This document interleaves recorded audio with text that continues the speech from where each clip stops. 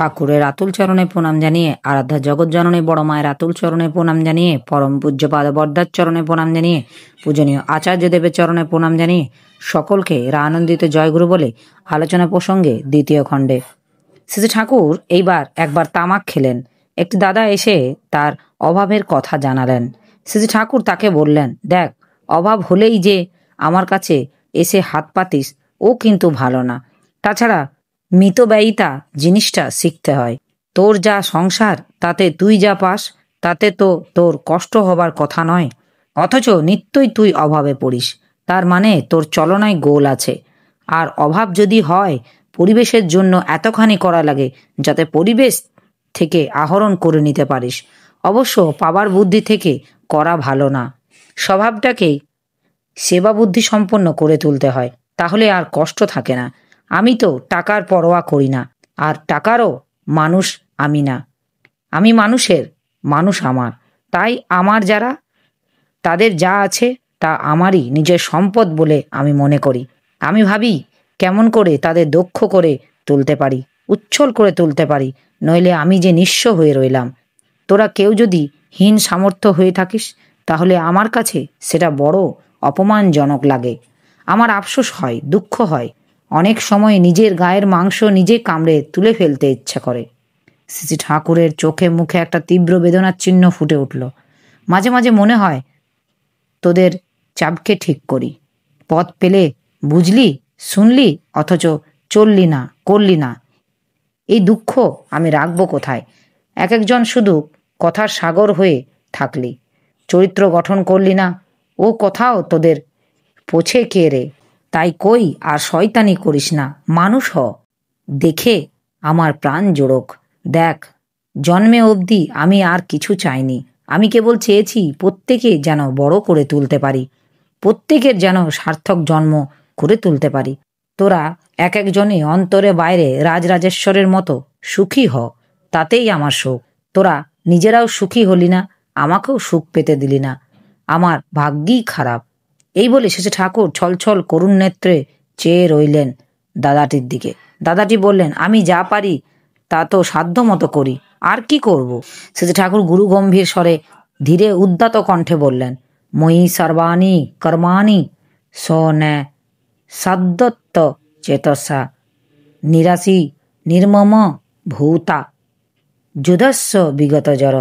স্বার্থবুদ্ধি ছেড়ে দাও, প্রত্যাশা পরায়ণ ছেড়ে দাও, ইষ্টে কসরণ হও, নইলে বিগত জ্বর হতে পারবে না।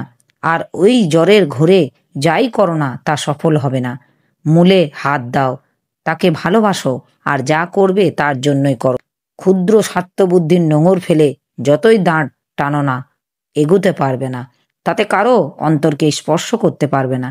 তুমি যদি বাস্তবে সক্রিয়ভাবে ইষ্ট সর্বস্ব হও, তাহলেই মানুষকে তেমন করে তুলতে পারবে। নিজেকে ও অন্যকে অমন করে তোলাটাই, সবাই মিলে অমন করে ওঠাটাই হলো কাজ। তাছাড়া আর সব ফাক্কাবাজি। ফাক্কাবাজি, ফাঁকিবাজিতেই তোমারও কিছু হবে না, কারো কিছু হবে না। তোমার ফাঁকি ধরা পড়ে যাবে মানুষের কাছে। যে পেল না তোমার কাছ থেকে কিছু, যাকে দিতে পারলে না কিছু তোমার চরিত্র দিয়ে, সে তোমার সম্পদ হবে কি করে? মনে রেখো, যাজন মানে তোতা পাখির মতো কথা কওয়া নয়। যাজন মানে তোমার সুকেন্দ্রিক সুগঠিত চরিত্রটাকে মানুষের সামনে তুলে ধরে সংযুক্ত সক্রিয় সেবা সম্পোষণায় ও নিয়ন্ত্রণে তাকে সুকেন্দ্রিক ও সুগঠিত করে তোলা। নিজে হবে না, কথার কারসাজিতে বাজিমাত করবে। প্রকৃতির রাজ্যে তেমন অঘটন ঘটে না। তুমি যেমনতর প্রকৃতি হবে, প্রকৃতিও পুরস্কৃত হবে তোমাকে তেমনতর। কথা হচ্ছে, বহু লোক দাঁড়িয়ে দাঁড়িয়ে শুনছেন। কথাগুলি তীব্র অনুরণন সবার অন্তর শানিত ফলকের মতো বিঁধছে।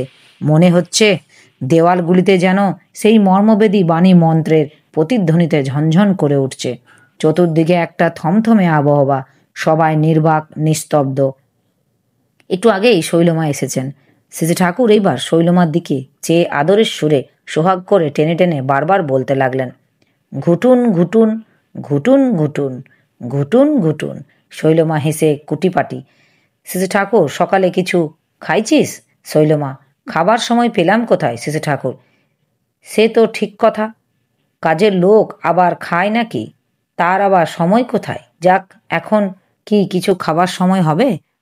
অবশ্যই, যদি কাজের ক্ষতি না হয়। শৈলমা: এখন এত বেলায় আর কি খাবো? আর একটু পরেই তো চান করে ভাত খাবো। শ্রীজি ঠাকুর: তা কষ্ট হলে খেয়ে কাজ নেই। আমি ভাবছিলাম কয়েকখানা ভালো বিস্কুট যদি খেতিস। শৈলমা: এখন থাক।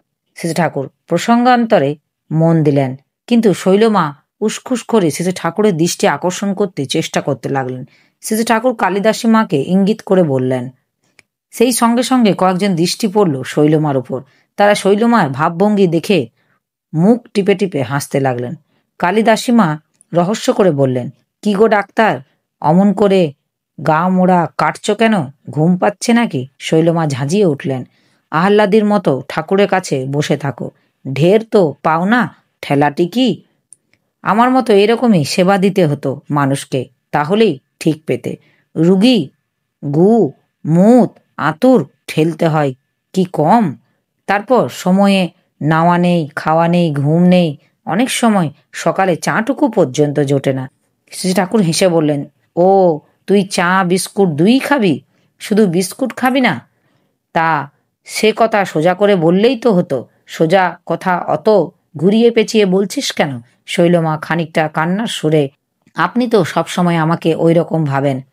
শ্রীজি ঠাকুর: অত ভাবাভাবির কি আছে? এত খিদে পেয়েছে খাবি, এর মধ্যে অসম্মানের ব্যাপার কি হলো? আমার তো খিদে পেল, তখন চেয়ে খাই। পেটে খিদে মুখে লাজ, এতে কি লাভ?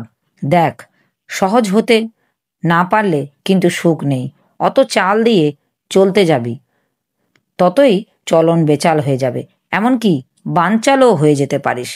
খুব সাবধান। শ্রী ঠাকুর ইতিমধ্যে সতীশদাকে দিয়ে চা বিস্কুট আনতে পাঠিয়ে দিলেন। সতীশদা একটু পরেই চা বিস্কুট নিয়ে আসলেন। নিয়ে আসবার মাত্রই শ্রী ঠাকুর পরম উল্লাস ভরে বললেন, লাগাও। শৈলমা চায়ের বড় গ্লাসটা মাথা ঠেকিয়ে এক ঢোক খেলেন, আর সঙ্গে সঙ্গে মুচমুচ করে বিস্কুট খেতে লাগলেন। শ্রী ঠাকুর মহা তৃপ্তি ভরে শৈলমার চা বিস্কুট খাওয়া দেখছেন। চোখে তার স্নেহবিল্লোল দৃষ্টি। এমন সময় কয়েকটা বিভিন্ন জাতীয় পাখি বাবলা গাছের ডালে বসে রীতিমতো মারামারি শুরু করে দিয়েছে। শ্রী ঠাকুর পঞ্চানন্দাকে বললেন, ওদের সরিয়ে দে তো।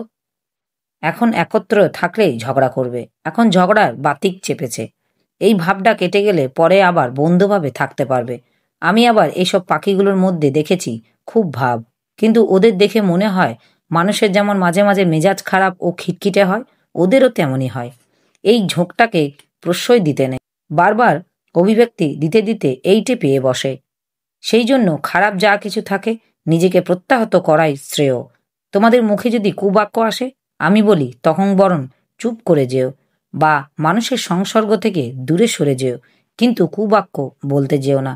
কয়েকবার যদি বলো, তখন সেটা অভ্যাসে দাঁড়িয়ে যাবে, তখন তার উপর তোমার দখল থাকবে না। অবশ্য মুখে যখন কুবাক্য আসছে, তখনই যদি মন ও জিহবার মোড় ফিরিয়ে শুভ সমবেগ হিতকার প্রিয় বাক্য বলতে পারো, তাহলে তো কথাই নেই। সাধারণভাবে এই কথাটি খেয়াল রাখবে যে ভালো যা কিছু তার অনুষ্ঠান, আচরণ ও অভিব্যক্তি যত বেশি ও যত ত্বরিত পার করবে, আর খারাপ যা কিছু তার অনুষ্ঠান, আচরণ ও অভিব্যক্তি না করে পারলে আর করবে না। ওতে দেখবে তোমার শরীর বিধান, স্নায়ু, শিরা, উপশিরা প্রত্যেকটি মস্তিষ্ক কোষ সৎ চলনের অভ্যস্ত ও মন্দ থেকে বিরত হয়ে তোমার সাধনার পথকে কত সহজ করে তুলবে। শ্রী ঠাকুর ইতিমধ্যে ভবানীদাকে ডেকে অভাবগ্রস্ত দাদাটিকে কিছু টাকা দিতে, আমার কথায় ব্যথা পাসনি তো? তোর যা দরকার ভবানীর কাছ থেকে নিয়ে যাস, তোদের যাতে ভালো হবে তাই কিন্তু কই। তোরা কষ্ট পাস তা কিন্তু আমার ইচ্ছে নয়।